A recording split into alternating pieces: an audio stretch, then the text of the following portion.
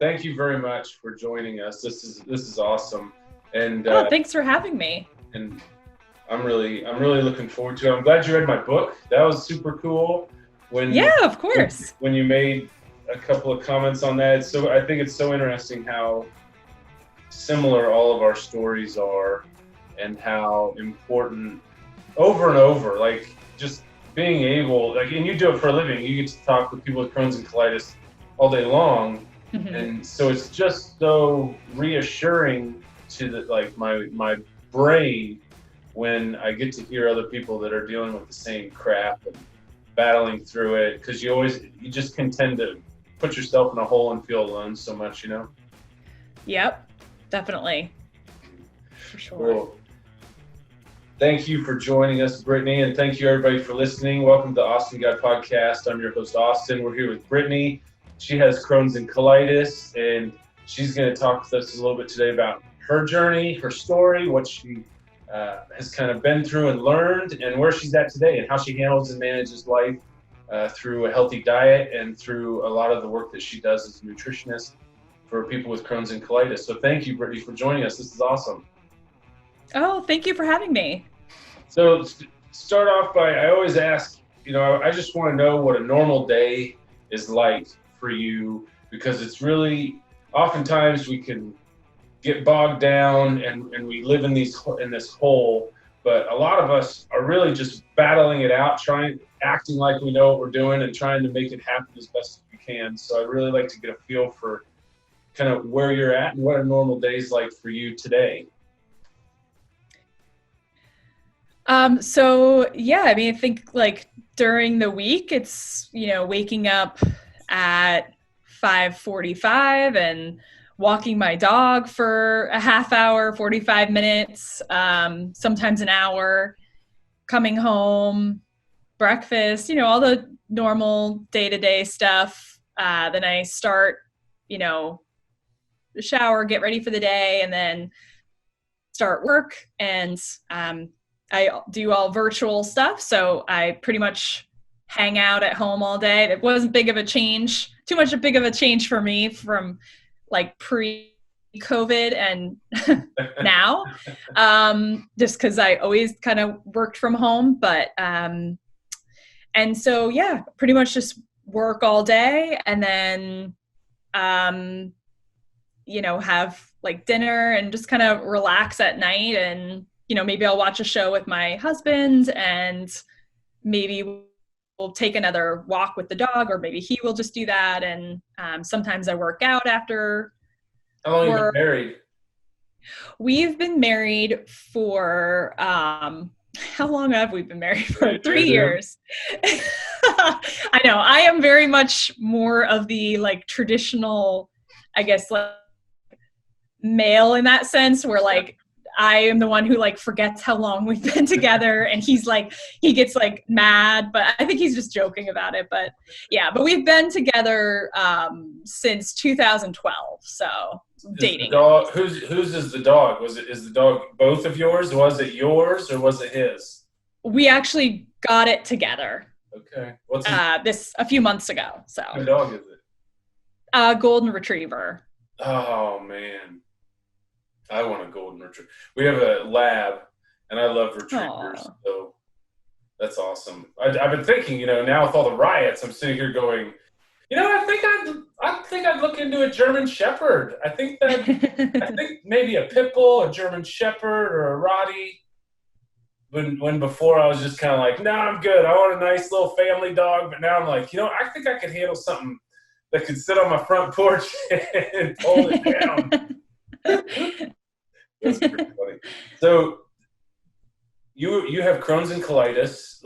Can you just ulcerative colitis? Oh, okay. So you have ulcerative colitis, and so take us. I want to hear about what life was like for you prior to your diagnosis, right up until that time, and then kind of leading into it, and what changed in that transition in your health.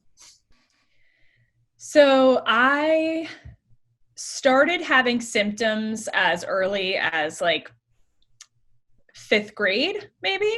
Okay. And I actually wasn't diagnosed diagnosed until I was in high school. I think a junior in high school. And What were your so, symptoms in 5th grade? well, yeah, I'll just get like completely TMI here and share it all, because that's how I roll. So the first symptom I noticed was my stools actually were like huge. They became like gigantic and really painful to pass. Yeah. And then obviously at some point, I'm not sure when, I don't know if it was like a slow transition or what, but I then, in high school, I was having diarrhea. I mean, just, diarrhea multiple times a day, urgent, all of that. What you ate all the time, regular. I'm sorry? No matter what you ate, and it was all the time and regularly. It was all the time. I was not eating a healthy diet, so I definitely think that contributed. Definitely didn't help, but I didn't know what I really should be eating at that time. Sorry? Were you an athlete? I was. I was a dancer actually growing up, and then I was a swimmer, and then I actually ended up swimming in college, and ended up becoming like a national All-American in college. That's awesome. So, okay, keep going on, in high school, just kind of beginning to have, so then transitioning to college and things like that, how did it evolve and how did it go from there? Yeah, I mean, when I was in high school, I was really, really sick. I was hospitalized. That's when I was actually I was diagnosed a few weeks or months later. And then, then I went on tried this medication, that medication, a bunch of medications, finally found one that worked for me. I had a bunch of side effects to all the other medications that I tried previously. I was on prednisone and, all that. And finally found one. I started having, and the one that worked for me initially was Colazol. And I was doing 3 pills 3 times a day, which was, not ideal in high school when you have to like take pills midday, or anything like that. Yeah. I went to school for nutrition, and I really learned how much I needed to change my diet there. And so I think through that process, I started seeing a huge decrease in my symptoms and just feeling a lot better from it. And then I think that was between my medication working and, I think I had to switch my medication at one point in college to Lialda. Yeah. But then I, pretty much just, started having a reduction in my symptoms and started feeling better. And I think that's probably when, that's around the time where I started performing better athletically and, so feeling a lot better. How'd you cope with those symptoms emotionally and mentally through high school and through junior high? I mean, those are hard years for a healthy girl, let alone for someone dealing with these kinds of problems. How did you handle it? I didn't really.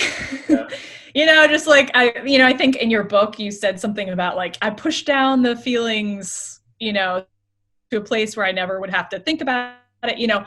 That's kind of exactly how I was. And, I if I could go back, I wish I could like have gotten more comfortable with it a little bit, like sharing it with people. Cause I think I just remember being so angry with my mom anytime she would share with someone that I had it. And I was mortified by the fact that I had it. And I don't know if I'm saying this now because like my symptoms are managed and it's easier for me to cope with it now, or if regardless of my symptoms, if back then it would have been helpful to have like, to know someone else with IBD and to like go to a support group, because like the Crohn's and Colitis Foundation have support groups across America.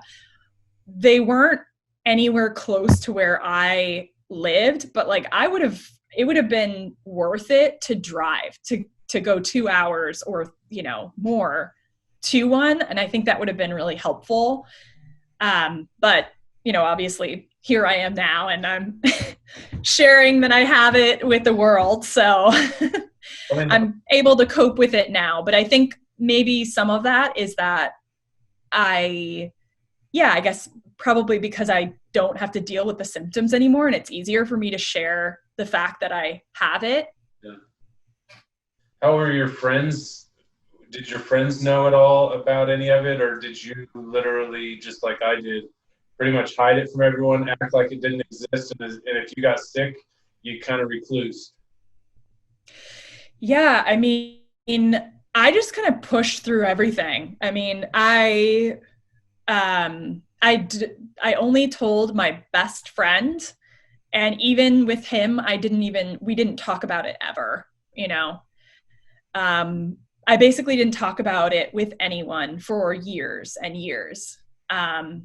And I was, I mean, I just pretty much pushed past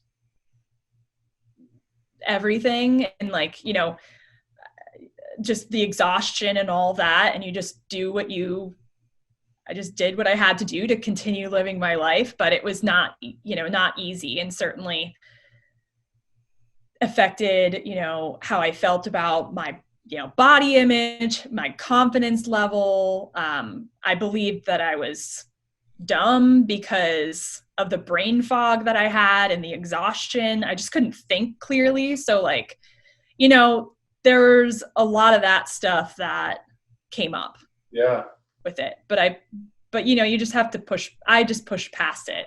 Yeah. Dude, I was the same way. And I always use the line, you know, we're all winging it.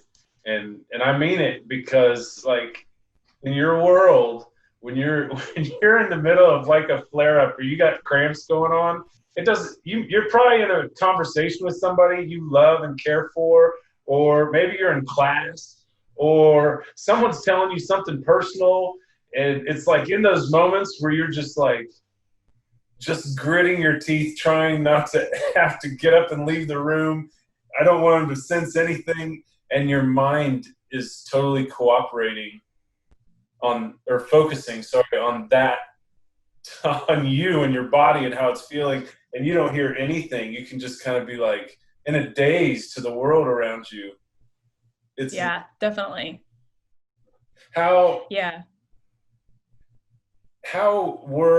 So if you seeing yourself then and dealing with it the way that you did, besides, you know, somebody just sharing their story with you, how do you think someone could have gotten through to Brittany then?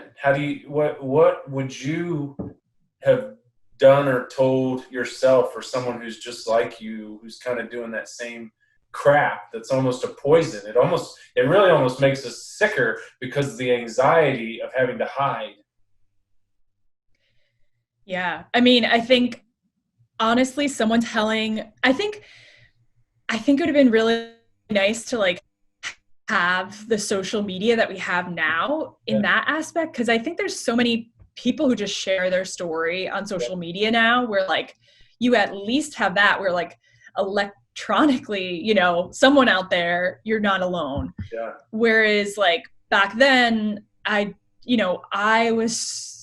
actually remember the first time I heard someone shared that they had, you know, IBD with me, and it was actually in college, and it was like my senior year of college, and it was another dietitian who I just randomly got paired with for an assignment, and she was like, oh yeah, and she was very casual about it, very open, and I couldn't even tell her in that moment that I also had it. I was so like mortified and ashamed of this condition that I couldn't even like come out to her in that moment. But like thinking back to that, I like am so appreciative that she, you know, opened up with me and shared that, because that it meant like a lot to me to hear that. And I just wish like someone had done that earlier, you know? When the first time I heard somebody say and talk about like in a group that they had Crohn's, I was almost jealous, because I was like, man, I have it too, and and I want to tell everybody what you're telling everybody, and I need to get it off my chest too. Mm-hmm. I was like, so you shared it with people. Yeah. After the first time I heard somebody share, I was like, my goodness, just hearing somebody else tell their story took such a weight off me. And then the more I let people in, then I started realizing, you know, sick people's where it's at. I mean, I love sick people. They're down to earth. We have an awareness of the limitations of our body and our mortality, which allows for a certain type of thinking that is, it just matched. I love it. And I love the genuineness of people who are struggling every day. And being able to relate to them, I just connect really good. I love it. And ever since I heard that first story, I started sharing mine. And then my mom would, like, when she saw the okay that I was doing it, she'd tell people, and then that's how it all happens, right? Then people start coming over and you start visiting, and you end up having a business on social media where you're helping all kinds of people. And that was pretty cool. I'm glad you brought that up. That brings back a really good memory. That's cool. So how are you in regards to cooperating or not with the doctors and the medicines you were on as you were kind of going through this in college? Besides, you know, whether you're good at taking them or not, how were you with that? Did you struggle? Did you always kind of have a problem with taking so much medication? Because they'll throw us on anything and it'll switch from this to this. And you're always going to have symptoms. And every time I go in, I'm going to have something to complain about. And there's always a drug for any symptom. So like, at what point did you realize, and how did you think about that? So, I mean, I think by the time that I was actually diagnosed, I was so sick that I was like desperate to feel better, and I would have done anything. I mean, anything to feel better. So I was like, yeah, I'll try this medication. I had no, you know, I actually, and it's interesting because I was always kind of with the mindset of like, I will do everything I possibly can to feel better, because I don't ever want to feel like that again, you know? So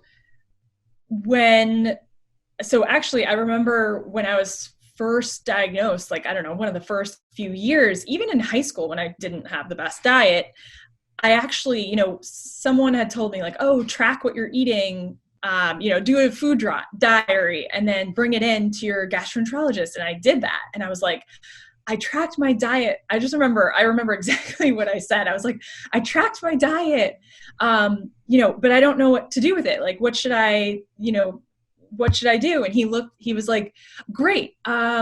Keep tracking it and see if you find anything. And I was like, no, like, I mean, I didn't say this at the time, but you know, like, I think it's like, I had this mindset of like, what? I don't know what I'm looking for. And I think a lot of people don't know what they're looking for. Right.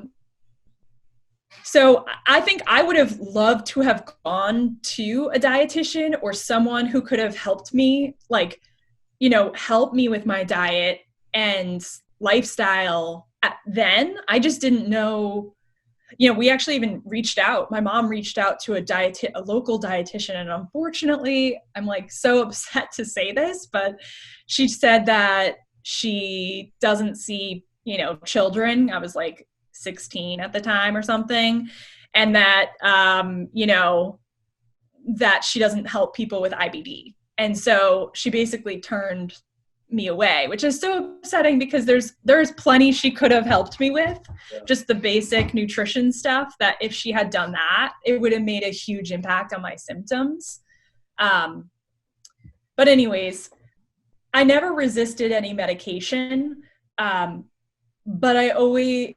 moving forward, I question things to make sure that it's like the right best, like if it's the best next step, then that makes sense. Yeah. But I will now, as being a better patient advocate, I want to know, like, what are the side effects? What, are there any other options? What can I do? Like, I want to make sure that I'm doing everything, both medically, but also, diet wise and lifestyle wise, to be my healthiest. Yeah. When you're in a flare up, and when you were in a flare up, how do you still battle through and push through? Or are you a little better at trying to get rest? And have you always kind of just been one of those people that kind of just gets on down the road and does it? I think there's a constant battle with myself, because that is my mindset of like, I'm just going to push through. But I've learned that I need to rest. Yeah. My last flare was actually right after my wedding, because I planned it last minute basically, and was extremely stressed, and lo and behold, I had a flare. But I think this is where the nutrition piece and the nutrition piece comes in. But I really was only going to the bathroom slightly more than usual, with 4 times a day. So that was really the only symptom. Whereas before, my flare up meant 15 to 20 times a day. And just being very sick, having the cramps, the pain, and all that. And so I think this last flare up was it was kind of a blessing in disguise too, because it kind of helped me realize that I was neglecting a part of my health, the mental health.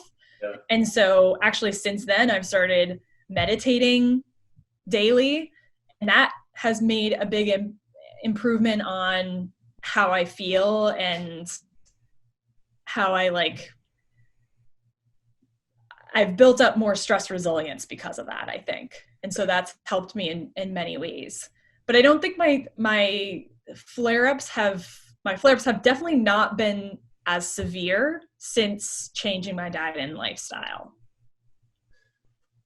So even in the busy world we live in, there's incredible healthy value to taking some silence and reflecting and letting yourself kind of sort through that mind space, so that you aren't spending your day neglecting yourself. Tell me a little bit more about how key that is for you in regards to helping other. I mean, we can constantly neglect ourselves, but when you're working with tons of people with our same problems, your mind's got to be going all day long. And so taking that time for yourself has got to be powerful. What ways have you noticed in your normal daily life since you started meditating? Where have you seen growth, and where have you seen yourself kind of flare up, if you will, in regards to your energy level? I don't know if it affects my energy level, but I think it definitely helps me protect myself a little bit more from what are how I'm sure from this week, a lot of people are feeling a lot of emotions and anxiety and stress. Yeah. That can play a huge role in triggering symptoms. And not that it's anyone's fault, of course, but there are ways to protect yourself from that and kind of shield yourself at least a little bit from the effects of emotional stress.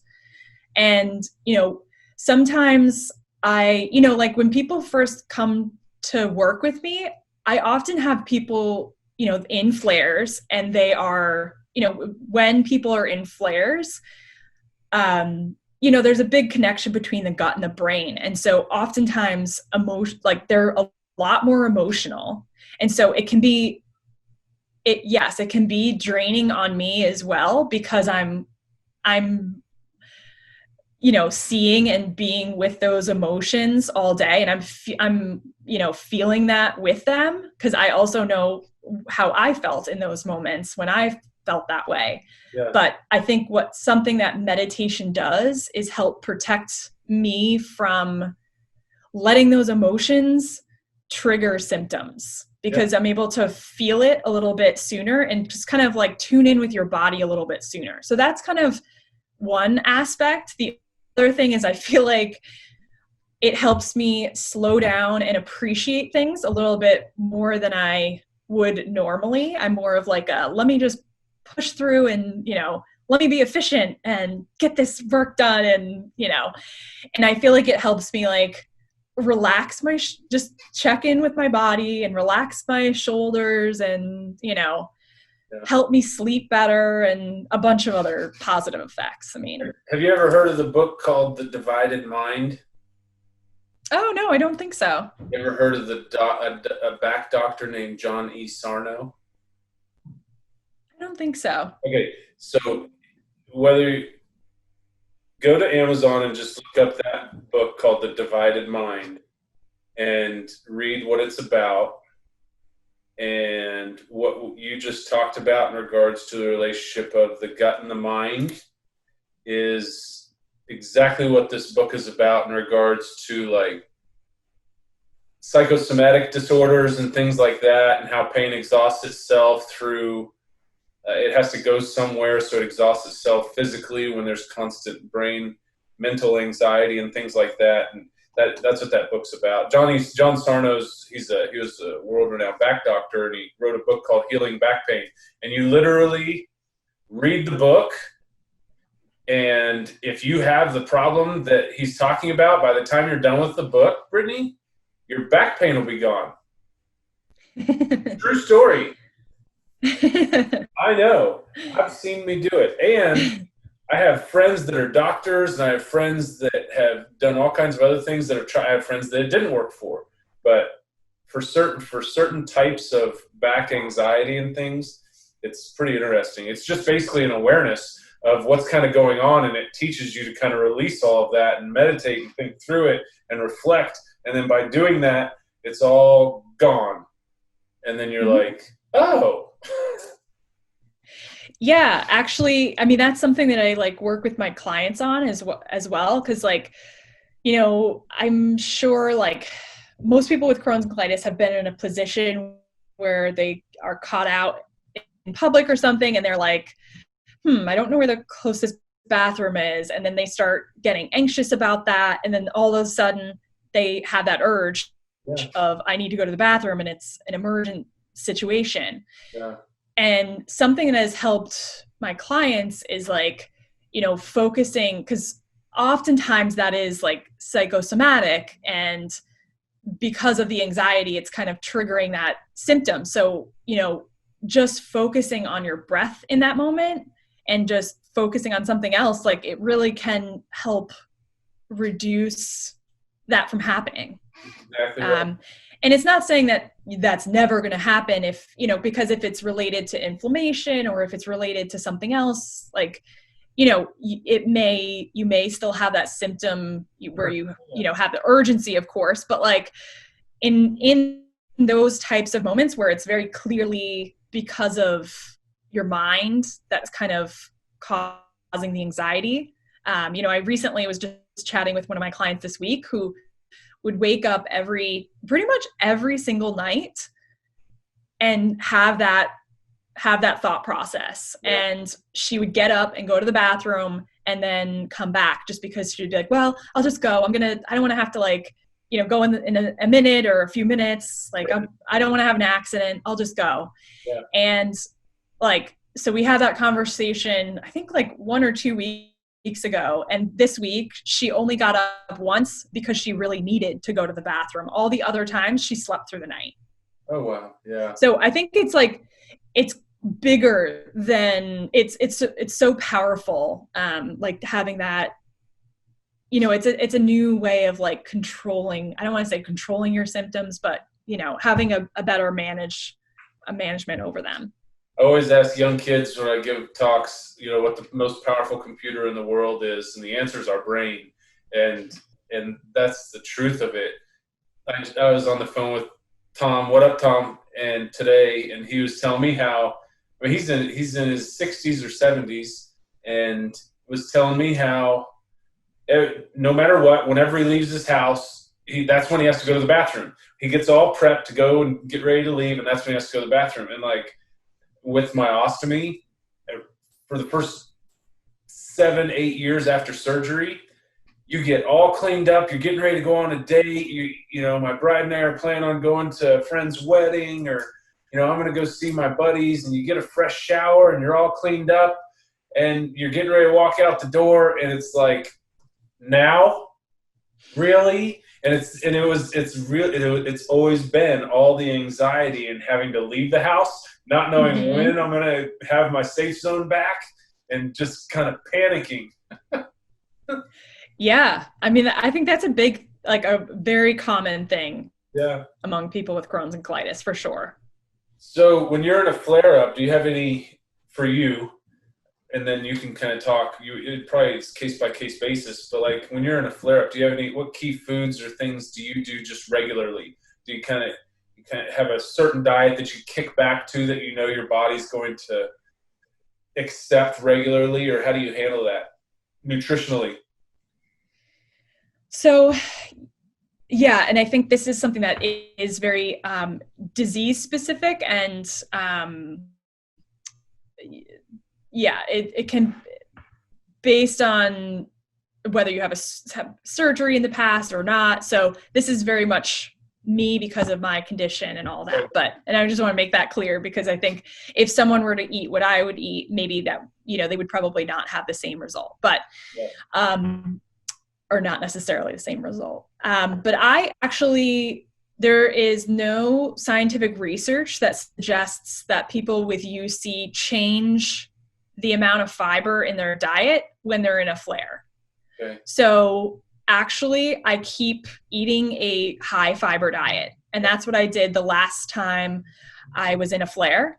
And, you know, the only situation where like you may need to adjust with UC is like, you may need to change up the type of fiber in your diet if you're sensitive to like raw vegetables, and that could potentially cause an increase of symptoms. And so, you know, that is something that I might change, but I would still continue eating a wide variety of fruits and vegetables. I just eat them in a way that my body tolerates, like cooking or doing a smoothie, or, you know, another example would be like a juice. Those are all like better tolerated versions of it. Yeah.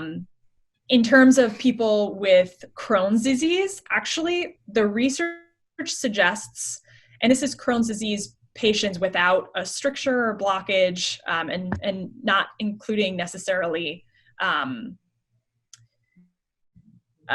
you know, surgical patients or anything, but Crohn's disease patients have actually been suggested in research studies to have the people who consume the least amount of fiber are the most likely to flare within a 6-month time frame. So actually the research suggests for Crohn's disease patients to eat more fiber than normal. Yeah.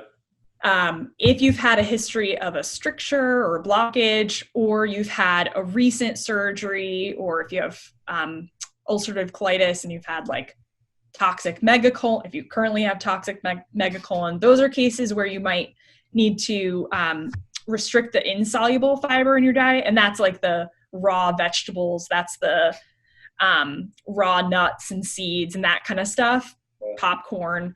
It's really about like changing the type of fiber than anything else. Yeah. So when I'm in the middle of a flare up, even if it's like a 2 day short little deal. Dude, I just go to the kids flu diet because it just works for me. And that's lots of water, applesauce, bananas, and this isn't on that list, but granola. And so I'll have those three things. And when I'm feeling great, like today, I feel great.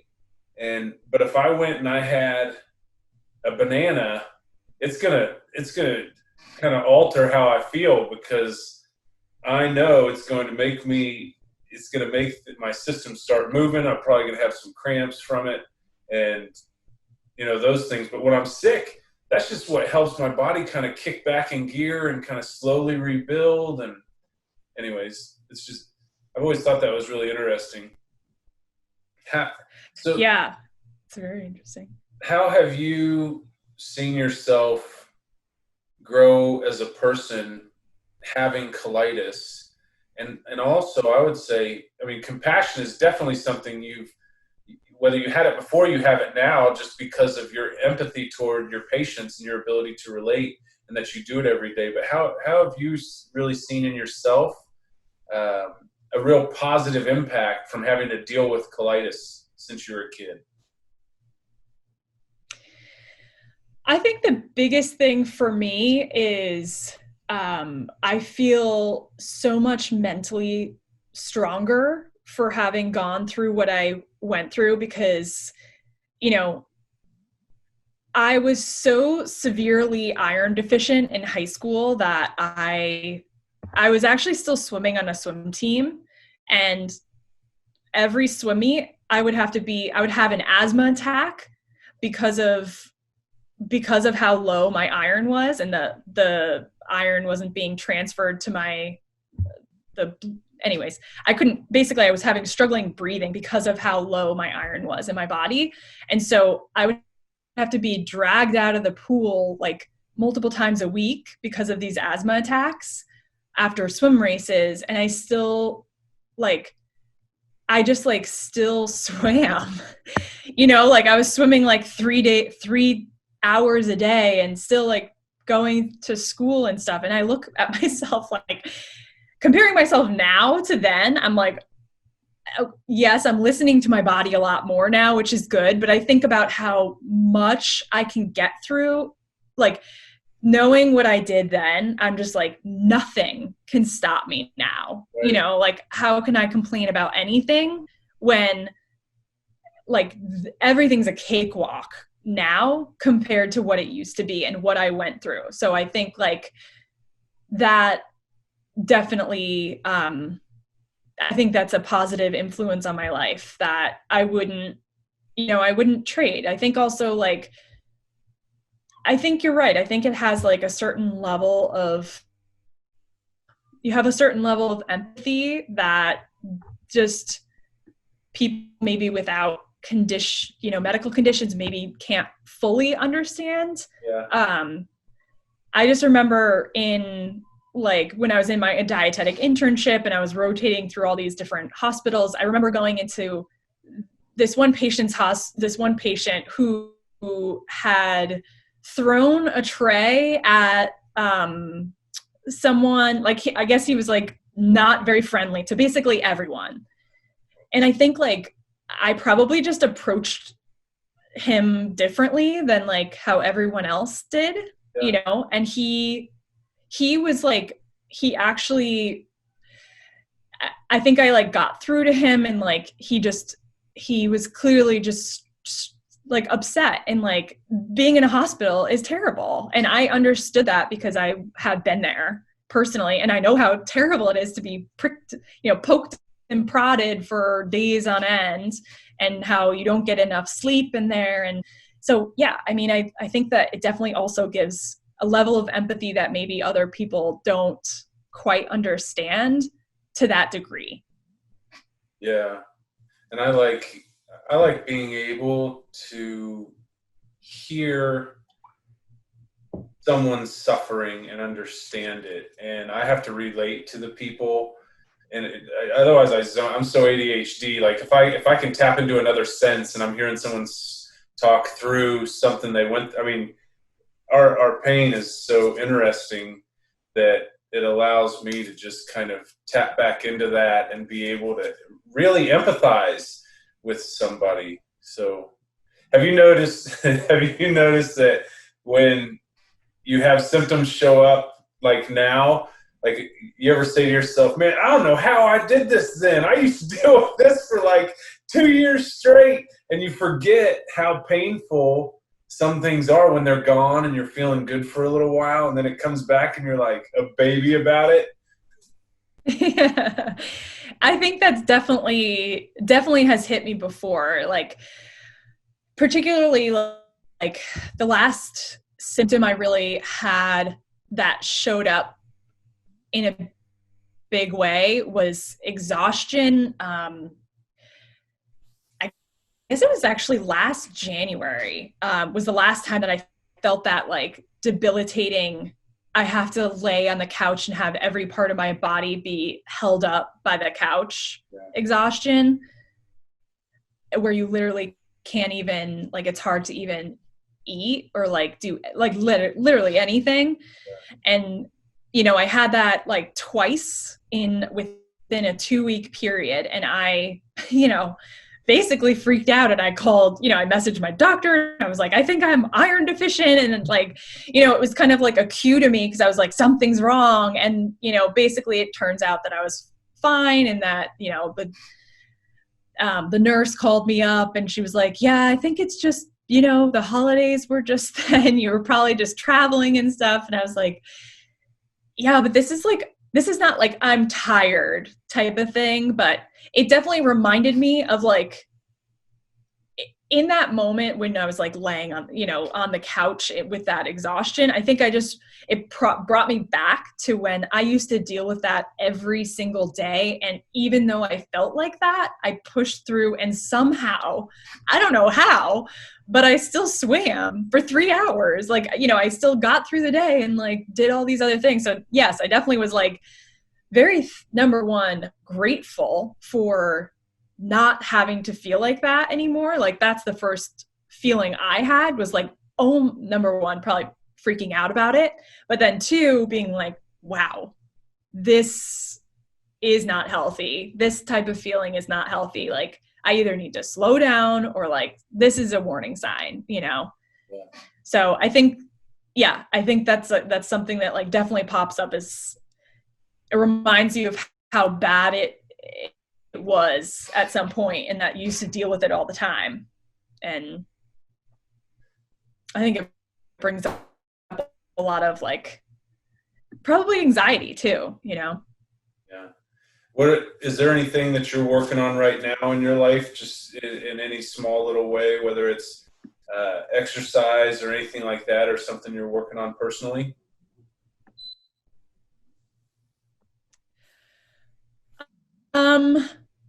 So I usually do exercise. So not that, but I've been, I think trying to focus on being more grateful has been like a goal of mine for the past 2 years, probably. Yeah. And this year I've definitely been better about it. But, I think there's a lot of like fighting with my natural personality of like just trying to be as efficient as possible. It's like 2 different sides of me, where I feel like I constantly have to like put myself in check and be like, no, like, be appreciative of like where you are right now, and be thankful for where you are. Like, don't think about the negative sides of things. And I think if I can like, you know, keep focusing on the gratitude, that is something that I'm always trying to improve in my life. For sure. So like right now I'm working on really trying to be more patient with my kids, because I've got 2 of them that are very much like me. And with all the stuff going on right now, there's just so much anxiety in so many different ways, and we've had riots in our neighborhood and at my office and stuff, and so there's just a heightened anxiety, and I've just been getting after them, and so the last couple of days I've just been really working on trying to be kinder, because I'm always trying to figure out, what could I have to the old me? How would I have treated the old me to get me to not end up being a prick when I'm older? What could I have done? And so I'm dialing it back, and I'm trying to use gentleness and kindness and being sweet with it. I have 3 girls and a little boy, but my 2 daughters, we're so much alike in 2 totally different ways. But anyways, that's really cool. Brittany, this was really awesome. I'm really glad we got to visit. Can you tell our listeners where they can find you if they want to reach out to you? Yeah, definitely. My Instagram account is at BrittanyB_the RD. And my website. Sorry? That'll be in the comments. Just click. Oh, okay. Yeah. And then my website is www.brittanyroman-green.com. Very cool. Hey, thank you very much, Brittany. This was really awesome. I appreciate it. And it was cool to get to know you. And thank you so much for reading my book and for yeah, of course. That was really awesome. And I love always meeting somebody else who kind of at the same time in their life began starting the battle at the same time, because like I said, I like to relate, and being able to see myself then, though I can't see you, I can see a young, innocent child, grappling with that new reality of having health problems in the middle of such an unknown time in our life. So that's really cool. And thank you very much for coming on the show. It's been awesome. Yeah. Thank you so much for having me. And I thank you for writing the book, because I think it's had so many good parts that so many of us can relate to. I think that, being so open about your experience is only going to hopefully help more people like you and I feel more comfortable and, with their condition a little bit sooner than maybe we did. And so, that's definitely something you should be proud of. And yeah. Well, thank you very much. Thank you for doing that. You're welcome. And the most important thing that I always have to come back to is that even if you aren't a social person, sharing your story with people is the number one way to begin healing through a lot of this stuff and grappling with it. So doing that, if you have somebody that is dealing with any of this stuff, that's the one thing, is to encourage them to open up and just have an open ear that is not judgmental. So I highly encourage more listening to other people's stories and telling our own stories, because that's where the healing really takes place over and over. And we got to do it over and over again, don't we, Brittany? It's like all the time we're having Absolutely. to go through different things in our life and different struggles. So it's a good way of reflecting. Absolutely. I couldn't agree more. Well, thank you very much, everybody. Subscribe and like us on Facebook, and go to www.theawesomeguy.com for the book. And thank you very much. Thanks for having me. Yeah, man. Dude, Brittany, thank you. I really appreciate it. This was cool. Yeah, thank you. Thank you so much for having me. It was fun. Do you have more meetings now or what?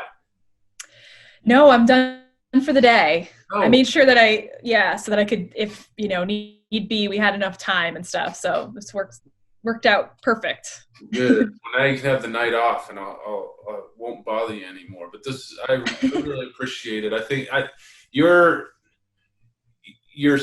simple perspective, but at the same time, you have such a depth of knowledge in regards to people with Crohn's and colitis and how important nutrition is with it. I think there's so much value in us visiting and you sharing your story like that.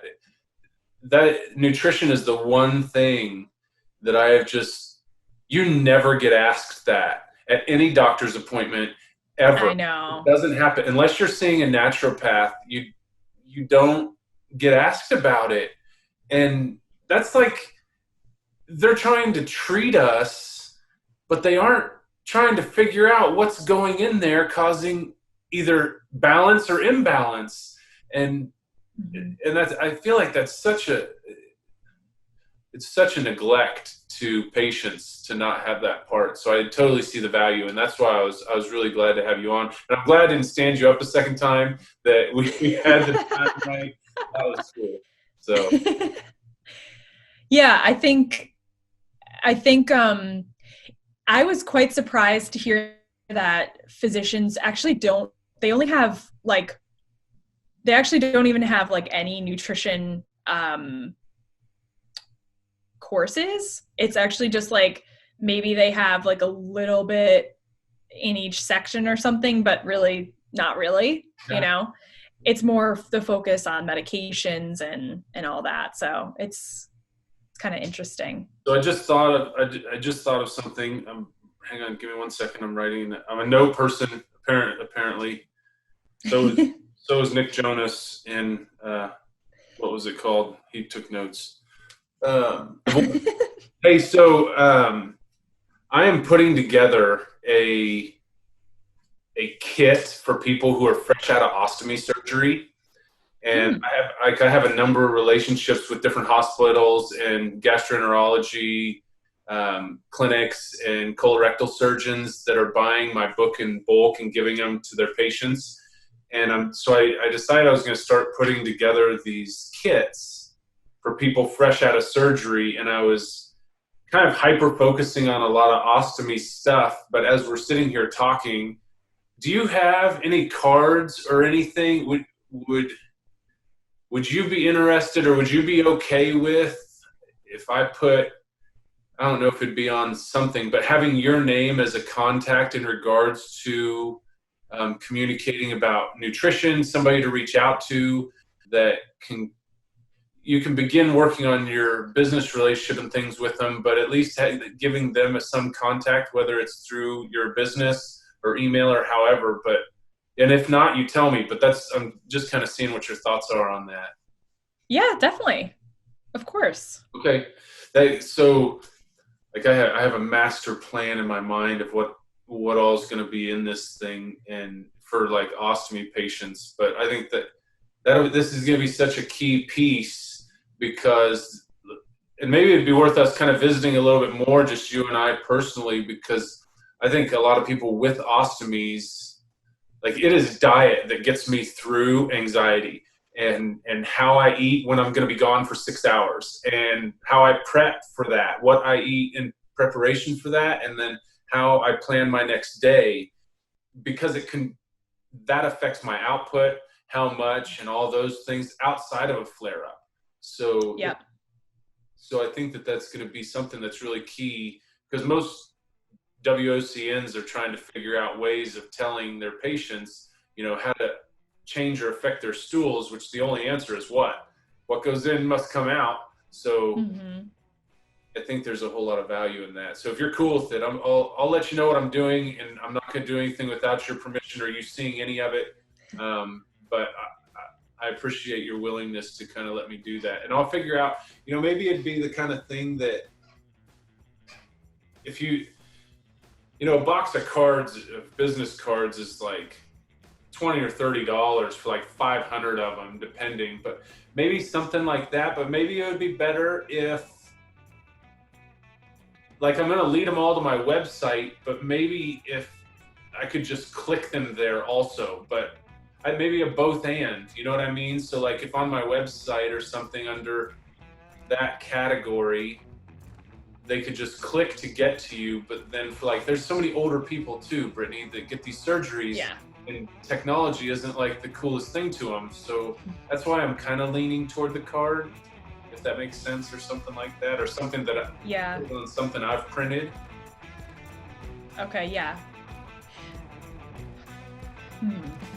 Yeah. I mean, I would be open to anything that you think might be helpful. Yeah, I would love to be a part of it, for sure.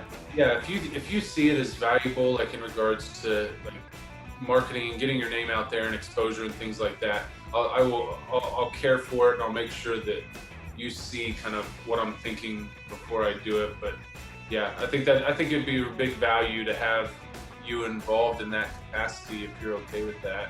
And if people wanted to reach out to you, that way they can do it on their own, and it's oh, what's the word I'm thinking of? It's not, yeah, whatever. Anyways, I can't think of the word, but you get my point. So, well, very cool. Definitely. Thank you very much. Tell your husband thank you for letting me steal you for a little while. And you guys have a good weekend. Thank you. You too. You bet. See ya. All right. Bye.